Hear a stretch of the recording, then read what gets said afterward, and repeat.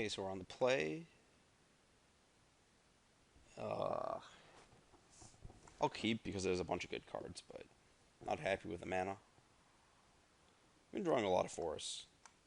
Maybe 5 was the right number.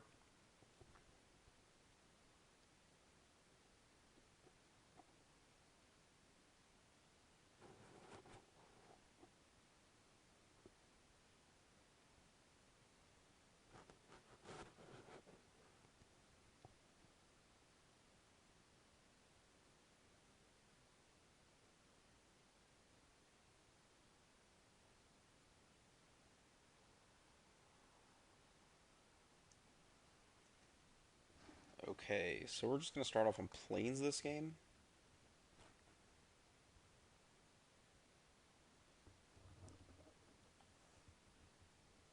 Hopefully we draw a second good so we get to play our 3 power on 3.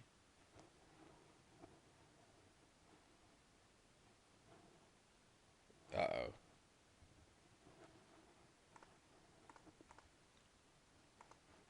I'm really hoping this doesn't go the way I think it does.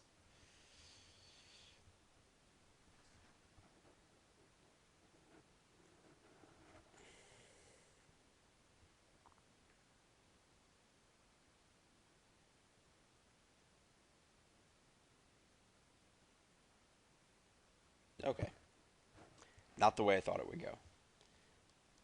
Let's be 100% honest, I was expecting a favor of the over being on that turn. We'll play the fairy this turn.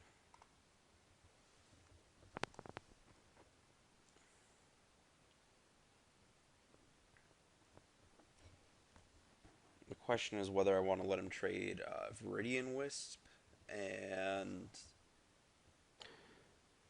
yeah, so there's a few tricks he could have here that would kill our fairy in combat. Kitchen Finks is not one of those tricks. It's just a really good card. I was thinking if he'd attacked first, I was debating if he would have like Viridian Wisp to pump his 2/2, but looks like that's not the angle he's going to be shooting this game.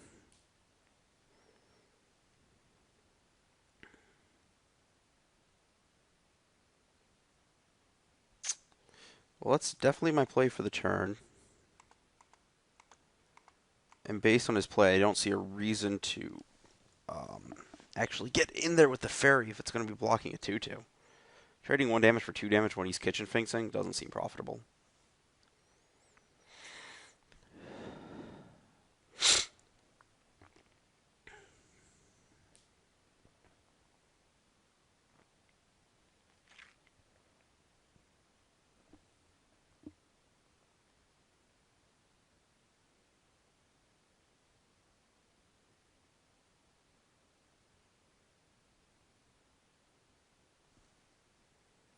Yeah, I'll take my 3.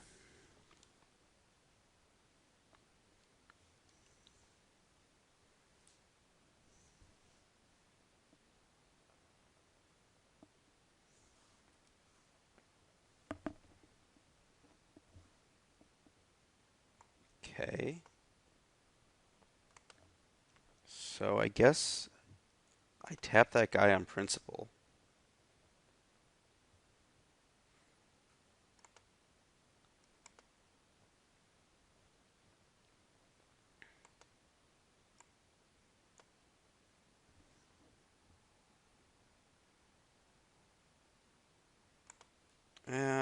I don't know if my line here was right. Yeah, that was definitely wrong. Though his play has suggested he doesn't have a combat trick.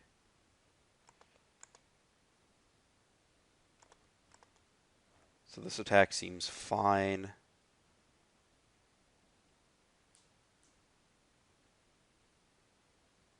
Yeah. Then I get to go Gwillian Hedge Mage, untap my Trapper. Yeah, that's all fine.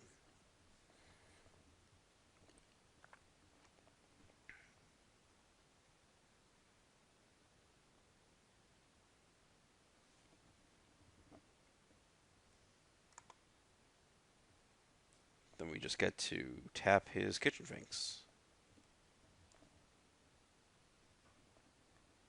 Or if he plays some stupid enchantment, whatever he puts that on.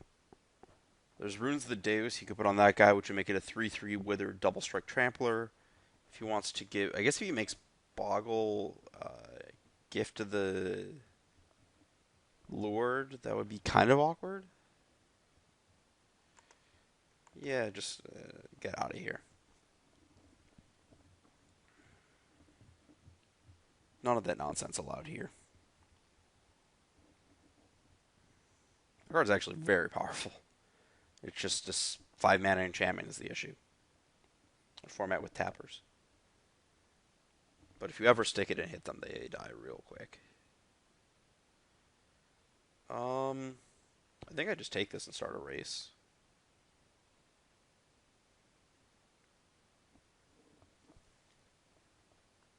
Well, I don't mind that.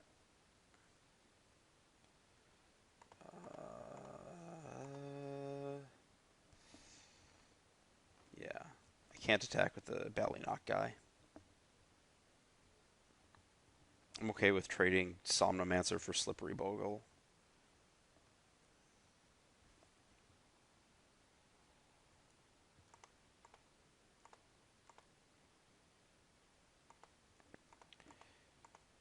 I'll make 3 2/2s. Not ideal, but for the natural howl in my... Ooh, they're even foil. In my 3/6 deck, or 10/6 deck, I've hit 3 4s out of 6. It's acceptable.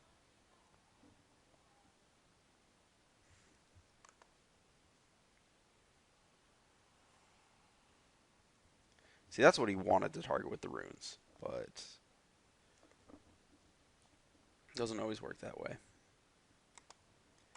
Yep, no attacks there. Not allowed.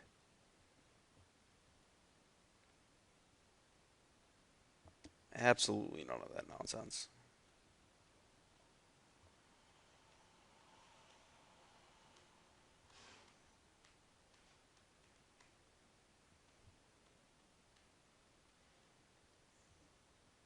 Yeah, I'll trade here.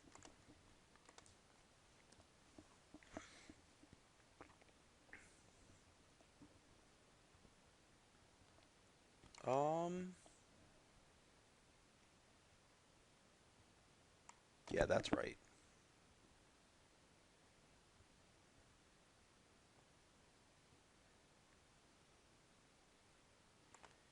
And I'm going to tap down those 2 guys with my 2 tappers. So I don't really need to leave anything back. I can shove all my 2 power guys in.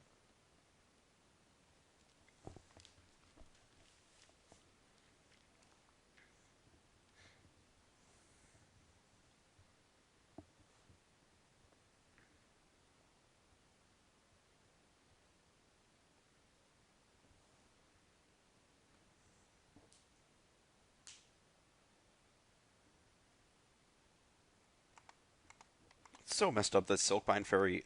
I could have left up another white, I guess. Well, really messed up that that card untaps so it can block and tap something. It's by far the best common in the set. Power Fire was close, I guess, because Power Fire did other broken things, but...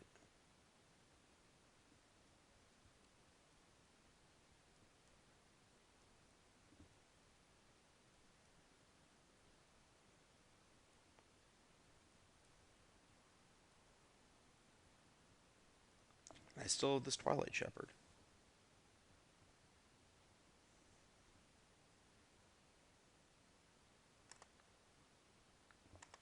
So, tap here. That guy's by far the most dangerous thing he has in play. Tap that guy. I hope my opponent's having fun. Yeah, that's one of the issues with this format. It's usually games that end. There's a lot of very decisive games where one player didn't do anything. Just because of tappers or power, fire, or whatever. Or intimidator initiates.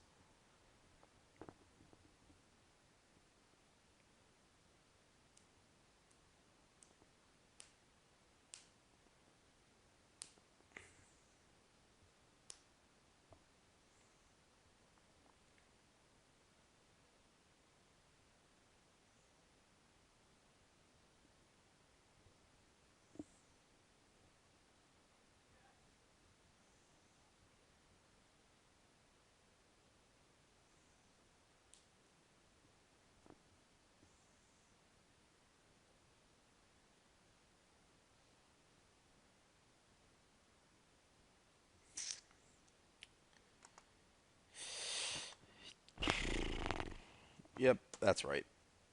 I'm trying to remember if there's a fog. Oh, nope. He's just dead.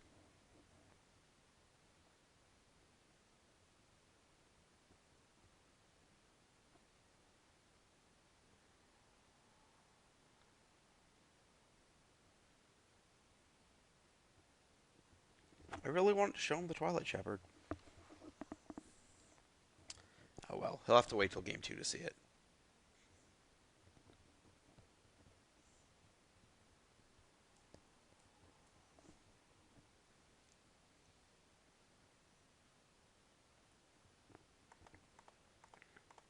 Also, the lovely Silkbind Fairy attack tapped your guy after attacks. Who thought of these things?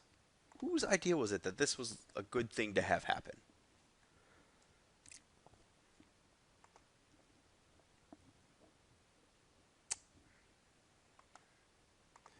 Well, that card's right back in our deck again. That was a mistake to not main deck.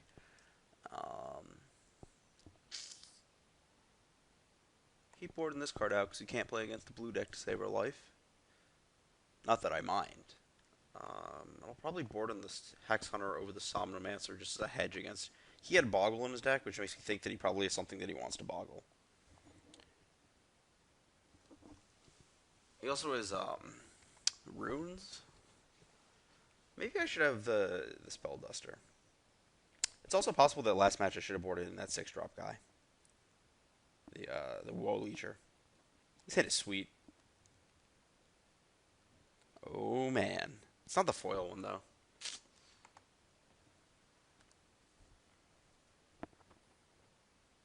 So it's not cool.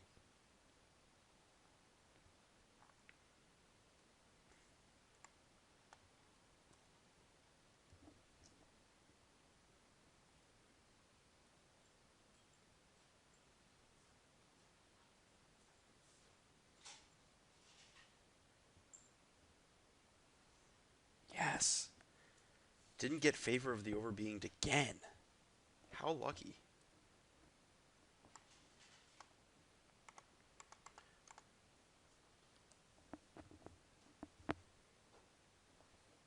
I would do something showboaty like play the island and then play a forest and then have island forest and nip and Gwillian hedge mage for full value. But there's just a chance that he kills their somatic omen and I don't want to curve into the hedge mage and make a 1/1, so not worth it.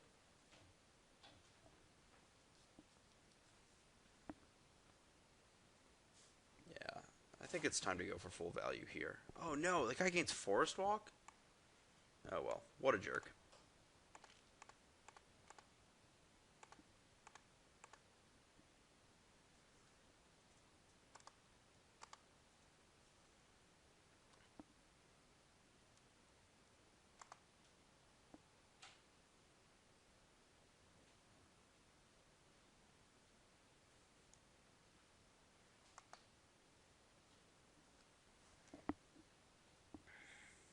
It's actually a pretty good guy to shrink if it's going to be gaining forest walk. I probably should have boarded out the dragoons and the Sens enlistment. Just thinking about him being a big green red deck. Mm-hmm. I'll throw the squad in front of the Ram Gang. I'll trade a card for your card and a half.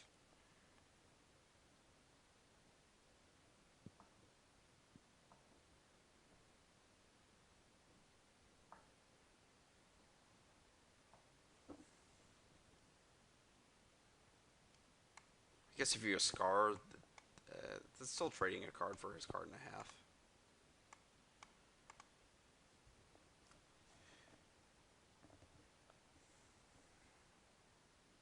Nope. Okay.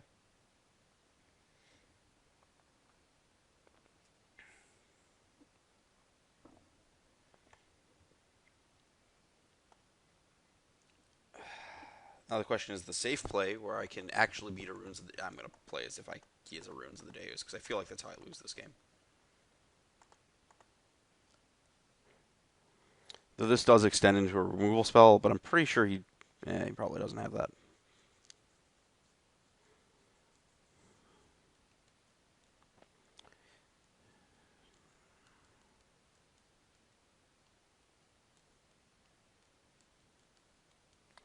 That could use Pure Sight Marrow. That's the card it needs.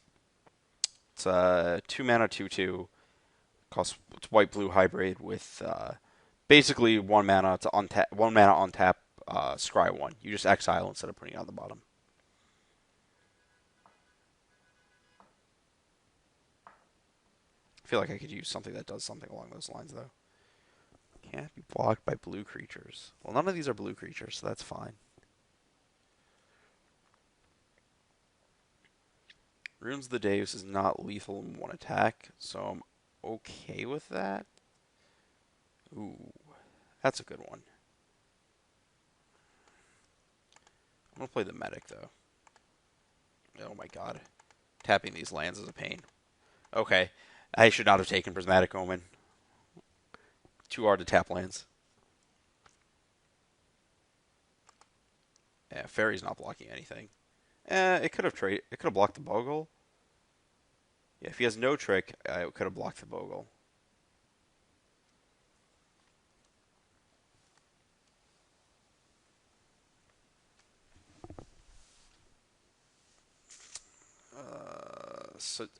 That guy is a classic. This guy's actually pretty good. I was really impressed with him when I was like forcing them on a red 15 land deck. He's also very good in Momir Basic.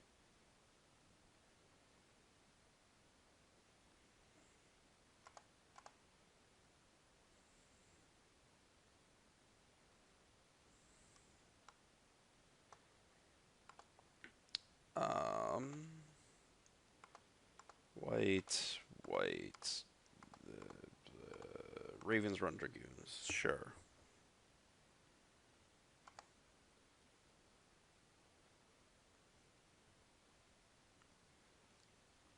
Now we have the hard lock of our guys can't take damage and his guys can't deal damage.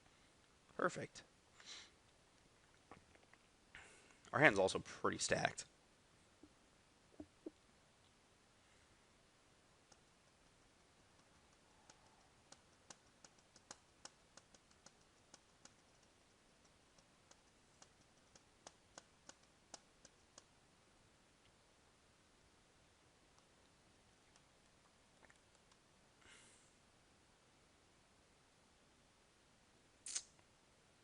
Yeah, that's fine. I don't really care what you attack with here. I don't think you have good attacks.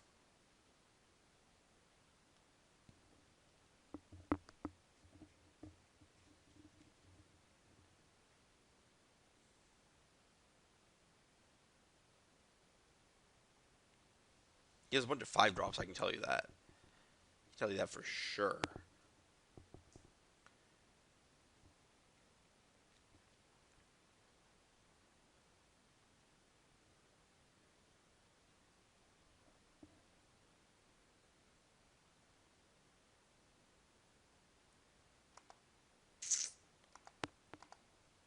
Eat that guy. Block that guy. Show me your trick, buddy.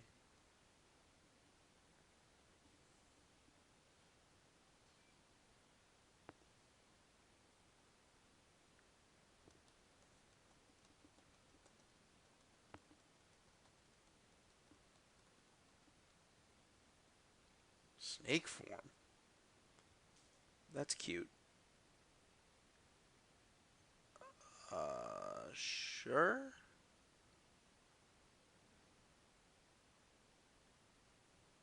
Yeah, I probably can. Oh.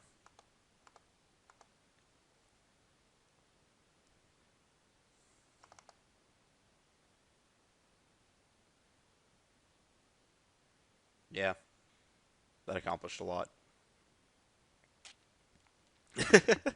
Yeah, sure. I guess my guy takes it. Nope, nothing.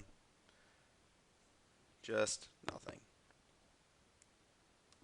Okay.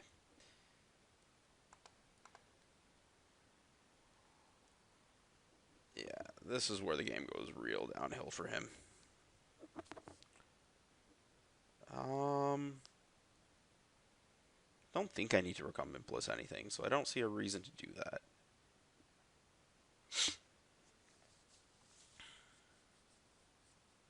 I do like the design on this card where it actually makes you think about whether you want to cast it early or late. Oh, that's a giant sleeping. I just thought it was like a big pile of poop or something. I don't know. Never realized that. Well, that guy's getting tapped.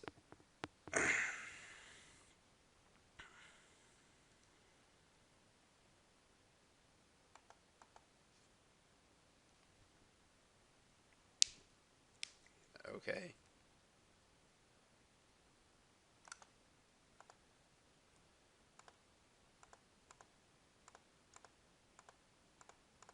Man, I bet my opponent's having a lot of fun with this one. This is almost as bad as Kabuto Moth. Not quite, but almost. Yep. No good attacks.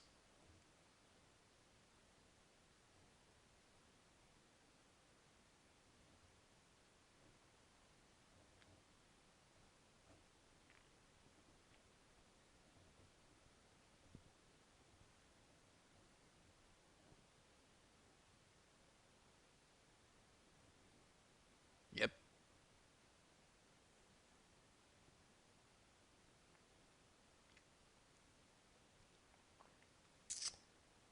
Oh boy. What do we do here now? Um,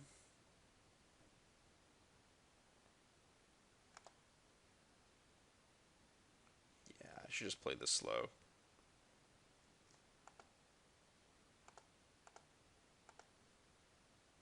So eventually I'll draw a Shepherd or a Howl, and you will immediately lose the game.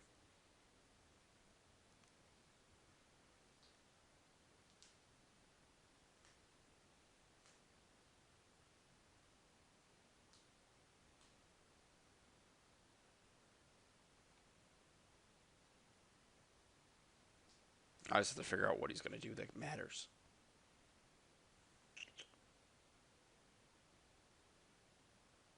Yeah, there were a few too many onboard tricks in this format. Just a few. Glad they got rid of that in Modern Limited. That was like the big thing that was the big shift around.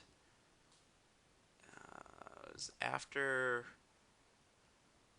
Shadowmoor lore when Lara had some. I want to say Zendikar was where the tricks just started disappearing a little bit. May have been Rise of the Eldrazi actually. Because that was a format where they're like, oh, we can't have tappers because it's weird for the combat steps with tapping their Eldrazi. That's not cool. They're like, oh, this is kind of a thing that we can do to promote people playing big creatures or whatever. And then now we have modern Magic. It's actually, yeah, Rise of the Eldrazi and M10 was the real turning point.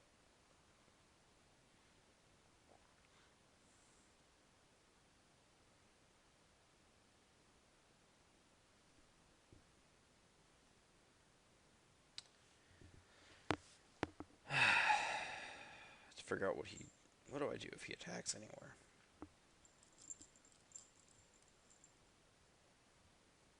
Okay. One.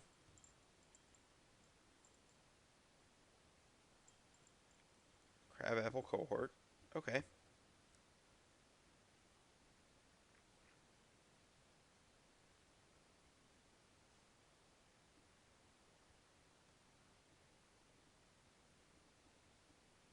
I'll let you attack.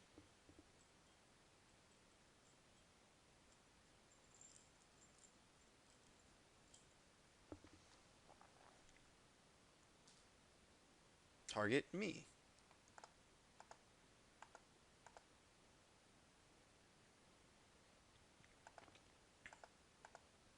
And we'll tap the cohort. Just for the full-on rub-ins.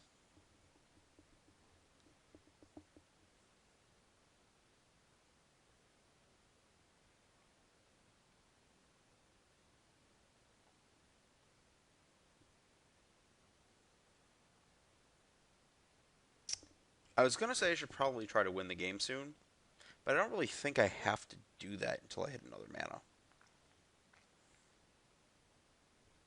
I will anyways. Yeah, he has no good blocks on this guy between all of our combat tricks. The on-board ones. We're not even counting this one in our hand. So I think ideally this turn is Bliss here, leave up tap plus Inquisition Snare. because he can't really block this guy. If he blocks there, we just tap it. Yeah. I actually should attack with that guy last turn.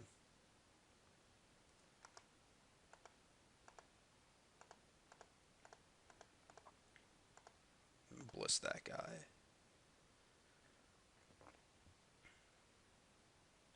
It's kind of awkward that he looks like he's a base green deck with this card, but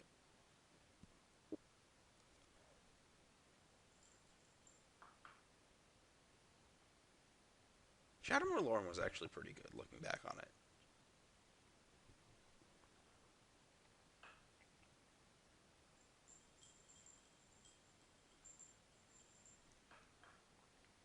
Okay.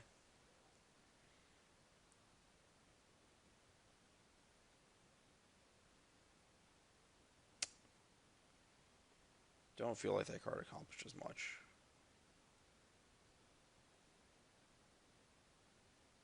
He's gonna give it haste.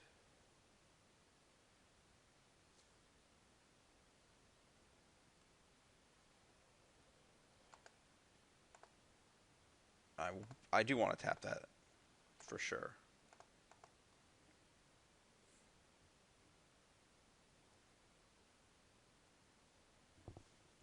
He gets in for a damage as a result. Just one. That's all he needs. Just one, right?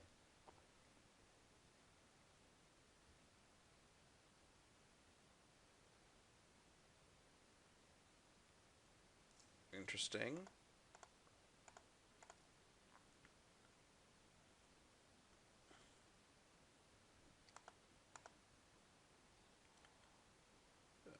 Nope, I don't want to. I want to target my.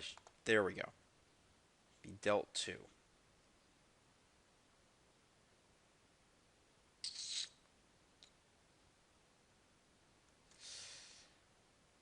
I'm debating if I want to snare this guy. I've got too much protection there. He got him for two.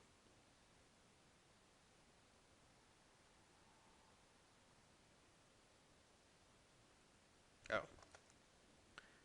Always yes. Um.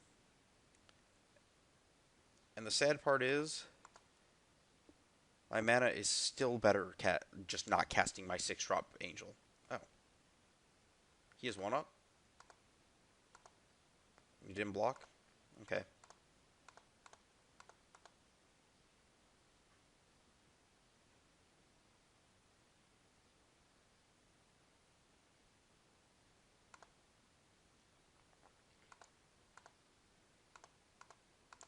This is just like an insurance. I don't think there's a trick he has that could do that, but... Oh, wow. Well, fun and games with Sea Cradle Witch and Silkbind Fairy. Didn't get the Howl as much as I wanted to, but I'll take it.